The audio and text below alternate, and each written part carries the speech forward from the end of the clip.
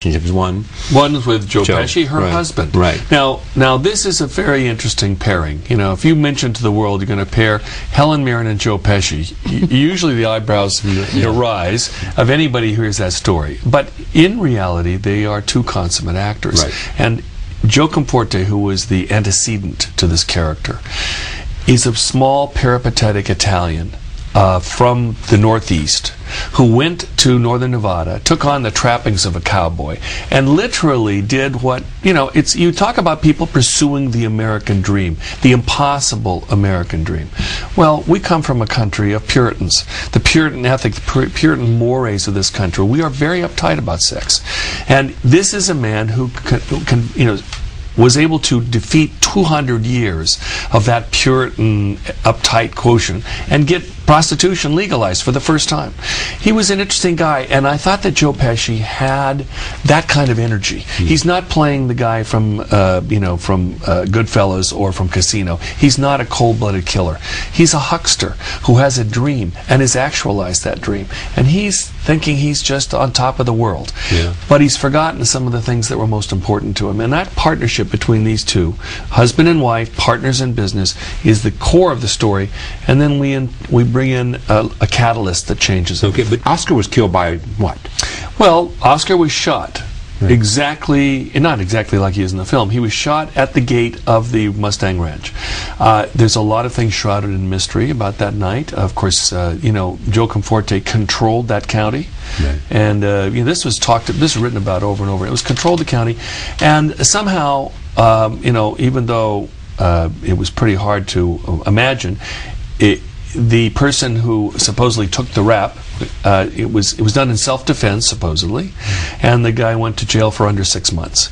And Joe was absolved. Everything was taken care of, because in that world, Joe Conforte ran his own show. He was the biggest. He was taxed more than anybody else in the county. He gave more contributions to every politician, and he kind of ran his own thing. Interestingly enough, someone like this who has it made, he's gotten it, you know, legalized, he's making money, all he had to do was pay his taxes. But underneath it all, he'd operated so many years as illegally, the IRS finally got him, and he's actually living today, like we say in the film, in Brazil. Wow. In order to escape the IRS? Yeah, he's a tax fugitive. And Sally Conforti did pass away eventually. She's not with us anymore. And was she distraught over Oscar's death? Oh yeah, very. It was tragic situation. The film, however, and I want to say this, one of the things that we did is to say, all right, here's this story. Yes, the facts, Charlie, are true, but let's not be totally bound. Let's give it an opportunity to, because I think it's a great American morality tale. Yeah. You can get the American dream. The question is, can you deal with it? This is also about society's taboos, which is simply prostitution. Mm-hmm. Yeah. And you said you found something interesting, appealing about that environment of a brothel. I did. You know, Taylor really wanted me to go and spend time in the Mustang Ranch. He'd already gone to do his research, and had met Susan Austin and been very welcomed by Susan and her husband Lance, who own and run the Mustang Ranch, the new Mustang Ranch. And does it make a lot of money today? Oh yeah, they own two. They own the Wild Horse. She was a girl at the Mustang Ranch. Right. She worked for Joe Conforte. Right. You know, and they have now 2 brothels because they bought the old Mustang and moved it onto the property. Right. Yeah, but of course they're no longer a monopoly. There's a lot of brothels, legal brothels in Nevada. And you know, they're doing land office business, of course, right. Yes. As you would expect. So what did you find appealing about a brothel? What was it? Well, you know, Taylor dragged me screaming and kicking. I remember looking, he said, we're going to go and we're going to spend the night there. And I went, no, I'm not. No, I'm not going to do that, darling. No. I'll read about it, I'll look at it on the internet, but I'm not going to go and spend the night in the brothel. Read my lips. No. No way. They said, yes, you are. So guess what happened? So is it always the way it works between you and no, not necessarily. But he was right, and yes. I knew in my heart he was right. I was just frightened. I was nervous, you know.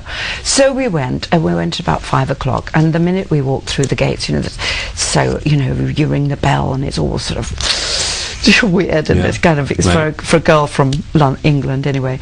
And in we go, and Susan Austin meets us, and she says, you're with me. baby, you're with me, you're going to spend the night with me, because I know you're playing a madam and I want you to see everything that madam does, so you're just going to spend the night with me. Taylor, you go off with Lance, have a drink, Helen's going to be with me.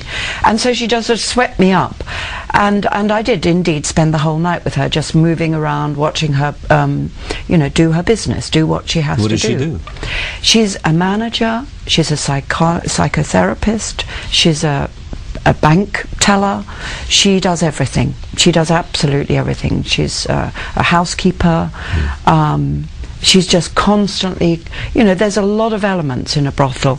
A lot of girls who were wonderful. I mean, they were so kind, they were sweet and incredibly friendly, and that was one of the things I was frightened of. I thought they'd be aggressive and you know, cross about having this stranger in their midst kind of looking at them, but not at all. They were incredibly welcoming.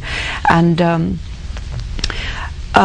so she has to handle all of them, and you know, any problems that might come up where they're concerned.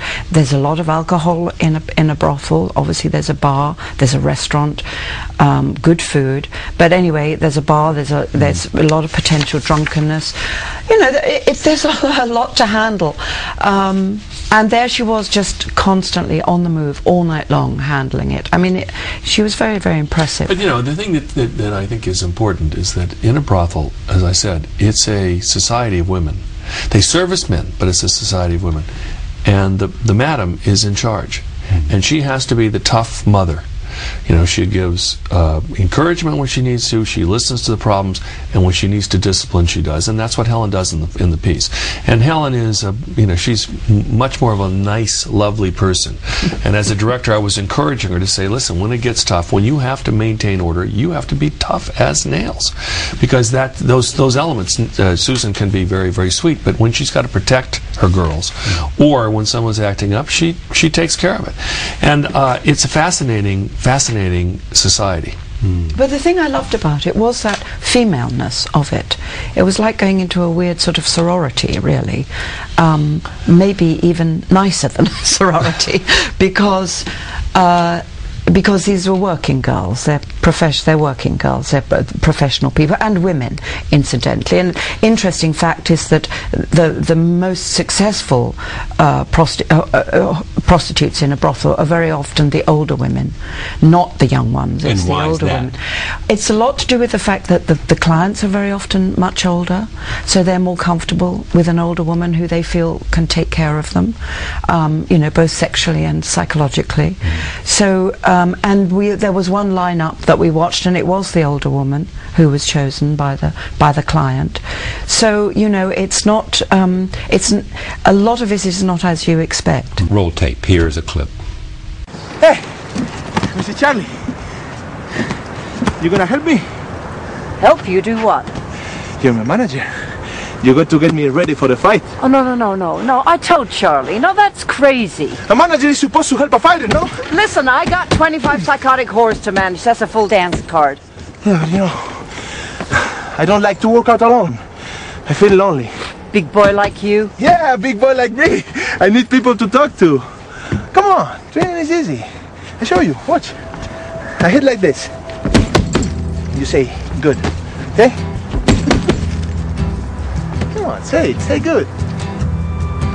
Good. Right. Hey, now I hit like this. You say, way to work. Oh, this is stupid. No, not stupid. Come on, say it. Say, way to work. Way to work. Is it a good idea for people who are married to work together? You know, we don't have the need to work together constantly. I mean, one of the things I love about my husband is that he gives me the freedom to work, and I certainly give him the freedom to work, to go off away from me and do whatever he has to do, and he gives me the freedom to go away from him and do whatever I have to do professionally.